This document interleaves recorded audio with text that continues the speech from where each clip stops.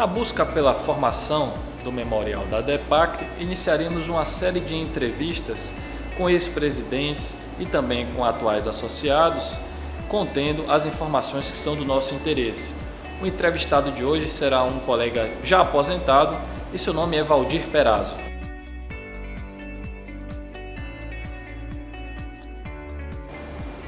Dr. Valdir, o que o levou a ser defensor público? Quais foram as motivações que o inclinaram na busca por esse desejo?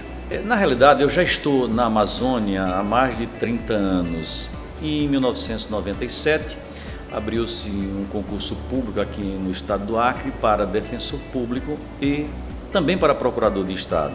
Eu fiz os dois concursos, passei em ambos, mas fiz opção por ser defensor público porque naquela época eu entendia que a Defensoria Pública poderia ter um papel muito importante para o acesso à justiça e, consequentemente, consolidar a democracia no Brasil. Portanto, em razão dessa preocupação de consolidar a democracia, de ajudar o país nesse sentido, é que eu fiz a opção por ser defensor público, muito embora em termos de status fosse muito melhor ser procurador do Estado. Mas eu admito que foi importante e realmente a Defensoria Pública hoje está consolidada e é uma instituição que contribui muito para que sejamos um país democrático. Nobre colega, de acordo com os registros da ADEPACRE, na era contemporânea, formalmente o senhor foi o primeiro presidente.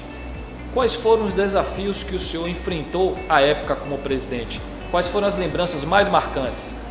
Eu acho, colega, que naquela época a causa prioritária da Defensoria Pública era sua própria criação e estruturação nos moldes da Constituição Federal e da Constituição do Estado. Portanto, assim que assumi a Associação dos Defensores Públicos, já me preocupei em dar existência jurídica a ela que não tinha sequer conta bancária, não tinha registro no cartório de pessoas naturais. Então tomei inicialmente essas providências, mas a grande luta dos defensores públicos da época era fazer com que a Defensoria Pública fosse uma instituição autônoma, independente, como dito, na forma da Constituição Federal e da Constituição Estadual. Então comecei a estabelecer, entabular conversações com os deputados estaduais para encaminhar um projeto de lei com o objetivo de criar a Defensoria Pública. Fui uma vez à Assembleia Legislativa, falei para quase a totalidade dos deputados estaduais e acho que os convenci da importância de se criar a Defensoria Pública autônoma. Naquela ocasião, eles me perguntaram se era possível criar, se já existia um projeto ou um anteprojeto de lei criando a Defensoria Pública. E eu tive a preocupação, quando fui à Assembleia Legislativa, já levar um anteprojeto de lei.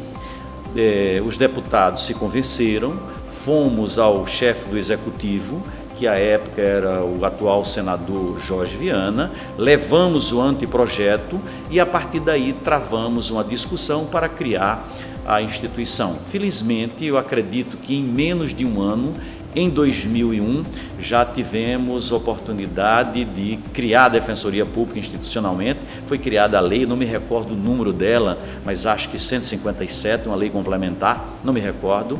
Mas foi no governo Jorge Viana que nós tivemos a oportunidade de dar existência legal e criar a Defensoria Pública na forma como estava previsto na Constituição. A partir dali tivemos outras lutas para implementar a lei, mas o essencial estava definido e criado, que era a autonomia e independência da Defensoria Pública em relação à Procuradoria do Estado, porque dessa instituição nós éramos apenas um apêndice. Uma última pergunta, Dr. Valdir. Particularmente, quais são os principais rumos que o senhor acredita que a Defensoria Pública deva tomar em direção ao futuro?